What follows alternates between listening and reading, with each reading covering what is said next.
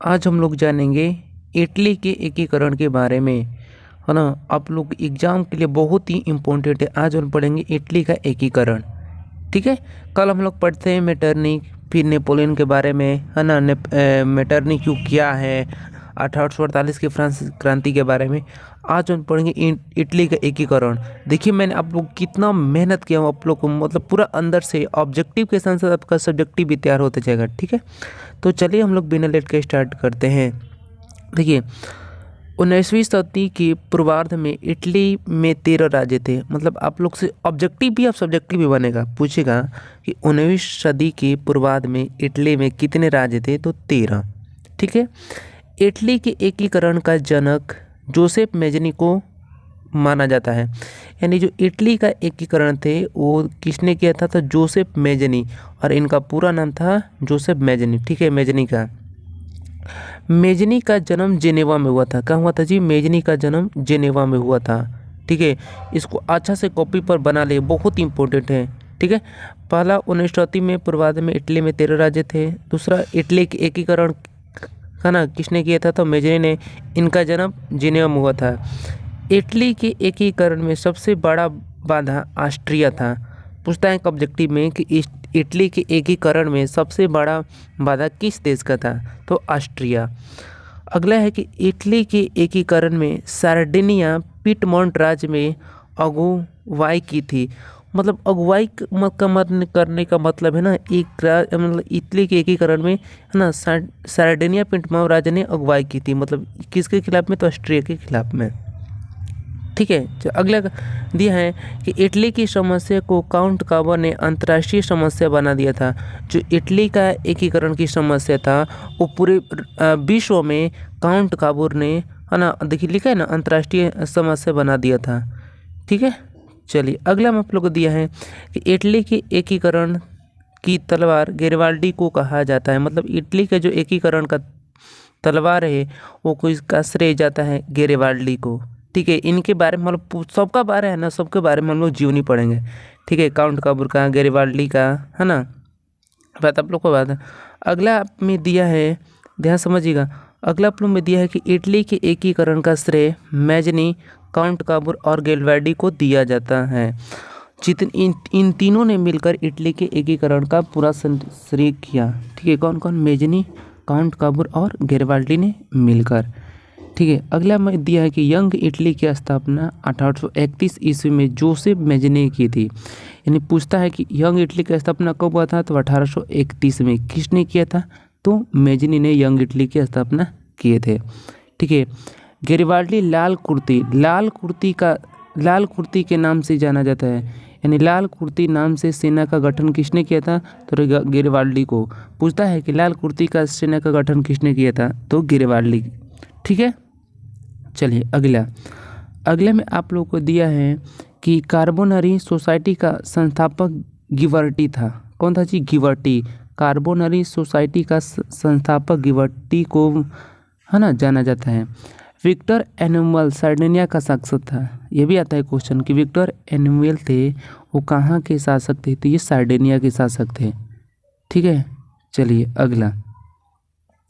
अगले में आप लोगों को दिया है कि इटली के एकीकरण की शुरुआत लम्बार्डी और सार्डिनिया राज्यों के मेल से हुई थी। मतलब जो इटली के एकीकरण की शुरुआत हुई थी जब ये लुम्बार्डी और सार्डिनिया रोज आपस में मेल का मतलब क्या था, मिलना। जब ये दोनों मिले थे तभी इटली के एकीकरण की शुरुआत हुई थी, ठीक है। अगला आप लोग को दें कि इटली राष्ट्र का जन्म 2 अप्रैल 1860 ईस्वी को माना जाता है, ठीक है। मतलब इटली राज्य का जन्म 2 अप्रैल 1860 को माना जाता है।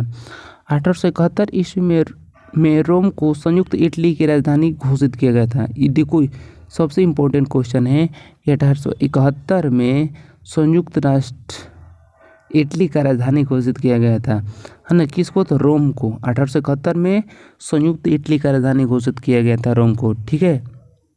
चलिए अगला, यदि समाज में क्रांति लानी हो तो क्रांति का नेतृत्व नवयुवकों के हाथ में दे दो। यह कथन मेजनी का है। किसका जी, मेजनी का। यदि समाज में क्रांति लाना चाहते हो तो क्रांति का नेतृत्व नवयुवकों के हाथ में दे दो, है ना। ये कथन मेजनी का है। इटली का एकीकरण 1871 में काउंट काबूर ने किया था। देखो आगे ना, इटली का एकीकरण 1871 में काउंट काबूर ने किया था। ये आप लोग का बहुत इंपॉर्टेंट, कई बार पूछ चुका है बिहार बोर्ड में ऑब्जेक्टिव क्वेश्चन कि इटली का एकीकरण का किसने किया था, तो काउंट काबूर ने। कब किया था, तो 1871 में किए थे। ठीक है, अगला, इटली की एकता का जन्मदाता नेपोलियन था, है ना। जन्मदाता पूछे तो जन्मदाता पूछेगा तो नेपोलियन, एकीकरण पूछेगा तो काउंट काबूर। ठीक है, ये बात आप लोग को याद रखिएगा। अब हम लोग चलते हैं, है ना, अब हम लोग पढ़ेंगे जर्मनी का एकीकरण। ये आप लोग का इटली का था, अब हम लोग पढ़ेंगे जर्मनी का एकीकरण। ठीक है, चलिए, जर्मनी का एकीकरण बिस्मार्क ने किया। मतलब देखो पहले ही आ गया कि पूछता है कि जर्मनी का एकीकरण किसने किया था, तो बिस्मार्क। किसने जी, बिस्मार्क ने किया था। बिस्मार्क प्रूसिया के शासक विलियम प्रथम का प्रधानमंत्री था। पहला ऑब्जेक्टिव कि इटली का एकीकरण, जर्मनी का एकीकरण किसने किया था, बिस्मार्क। बिस्मार्क कहाँ का शासक था, तो विलियम प्रथम का प्रधानमंत्री था, है ना। देखो लिखा है विलियम प्रूसिया की शासक, बिस्मार्क प्रूसिया के शासक विलियम प्रथम का प्रधानमंत्री था। ठीक है, चलिए अगला में देखिए, जर्मनी का सबसे शक्तिशाली राज्य कौन था, तो प्रूसिया था। मतलब जितने भी जर्मनी थे ना, जर्मनी राज्य का सबसे शक्तिशाली राज्य प्रूसिया को माना जाता था। ठीक है, ये सबसे शक्तिशाली था। बिस्मार्क जर्मनी का एकीकरण प्रूसिया के नेतृत्व में चाहता था, क्योंकि ये शक्तिशाली था। ये सोचता था कि इसके अगर मैं नेतृत्व में जाऊं, अगर मैं जर्मनी का एकीकरण कर दूं, ठीक है, तो इसलिए इसके साथ वो मिल गया। विलियम को जर्मन संघ के सम्राट का ताज 8 फरवरी 1871 ईस्वी को पहनाया गया था। ठीक है, विलियम को जर्मन संघ के सम्राट का ताज 8 फरवरी 1871 ईस्वी को पहनाया गया। ठीक है, अगला, बिस्मार्क को सबसे अधिक भय फ्रांस से था। मतलब भय का मतलब समझ, डर। बिस्मार्क को किससे डर था, फ्रांस से था। ठीक है, आगे, जर्मनी में राष्ट्रीयता का संदेशवाहक नेपोलियन बोनापार्ट को माना जाता था। ठीक है, जर्मनी के राष्ट्रीयता का संदेशवाहक, मतलब संदेशवाहक का मतलब समझ रहे ना, संदेश मतलब संदेश को पहुंचाना। तो जर्मनी में राष्ट्रीयता का संदेश पहुंचाने वाला व्यक्ति का नाम था नेपोलियन बोनापार्ट। ठीक है, चलिए आगे आप लोग को दिया है, जर्मनी के आर्थिक राष्ट्रवाद का पिता, है ना, फ्रेडरिक लिस्ट को माना जाता है। ठीक है, जर्मनी की जो आर्थिक राष्ट्रवाद के पिता है, ये फ्रेडरिक लिस्ट को माना जाता है। अगला, जर्मनी राष्ट्रीय सभा को डायट के नाम से जाना जाता था। यह फ्रैंकफर्ट में होती थी। ठीक है, जो जर्मनी राष्ट्रीय सभा को डायट के नाम से जाना जाता था, यह, है ना, फ्रैंकफर्ट में हुई थी। अगला हम लोग दिया है कि 1815 ईस्वी से 1850 ईस्वी के बीच जर्मन साम्राज्य का ऑस्ट्रिया आधिपत्य था। ठीक है, और देखो ये क्वेश्चन भी बहुत बार आ चुका है कि ऑस्ट्रिया का चांसलर कौन था, तो मेटरनिक था। कौन था जी, मेटरनिक ऑस्ट्रिया का चांसलर था। बहुत इंपॉर्टेंट ऑब्जेक्टिव क्वेश्चन है। आगे, एकीकृत जर्मन राष्ट्र के निर्माण में राकी, बोमर, लसर इत्यादि दार्शनिकों ने महत्वपूर्ण भूमिका निभाई थी। ठीक है, मतलब जितने भी एकीकरण हुआ था, उनका जो जर्मन राष्ट्र का निर्माण हुआ था, ये सब राकी, बोमर, लसर ने महत्वपूर्ण भूमिका निभाई थी।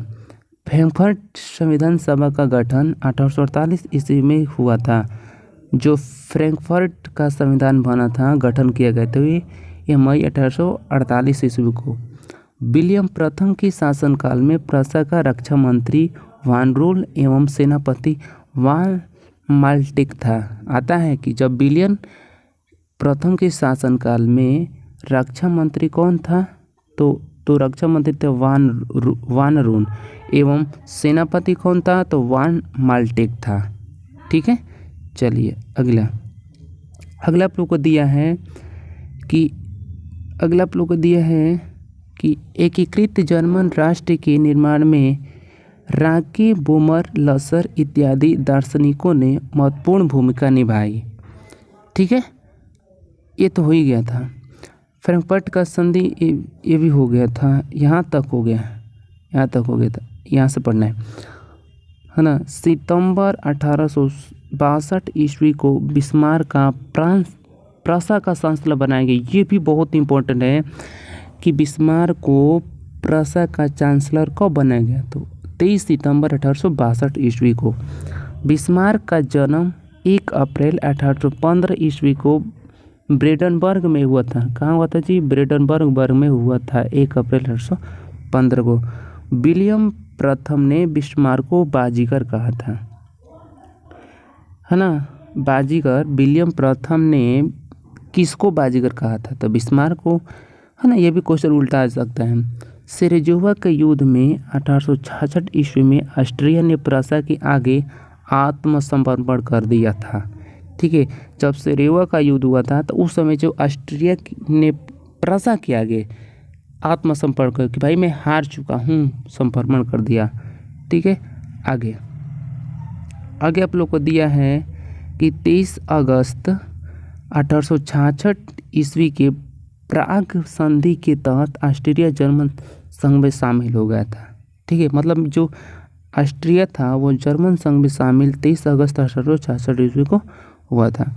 फ्रांस एवं फ्रांसा के बीच सेडान का युद्ध, देखो ये भी आता है कि सेडान का युद्ध कब हुआ था, तो याद रखना 1870 को। बहुत किताब में एनसेट में दिया है कि सेडान का युद्ध 1870 को हुआ था। किन के बीच हुआ था सेडान का युद्ध? तो फ्रांस और फ्रांसा के बीच। ये भी आप लोग याद रखिएगा कि फ्रांस और फ्रांसा के बीच सेडान का युद्ध 15 जुलाई 1870 को हुआ था। ये भी क्वेश्चन बहुत बार रिपीट है। ठीक है, अगला, नेपोलियन तृतीय ने प्रसा के आगे 1 सितंबर 1870 ईस्वी को आत्मसमर्पण कर दिया था। ये भी क्वेश्चन आ चुका है कि जो नेपोलियन तृतीय था वो प्रसा के आगे कब आत्मसमर्पण कर दिया, तो 1 सितंबर 1870 को। ठीक है, बिस्मार्क ने जर्मनी के सम्राट विलियम प्रथम का राजाभिषेक वर्साई के राजमहल में किया। फ्रैंकफर्ट की संधि, देखो ये भी आता है, फ्रैंकफर्ट की संधि कब हुई थी?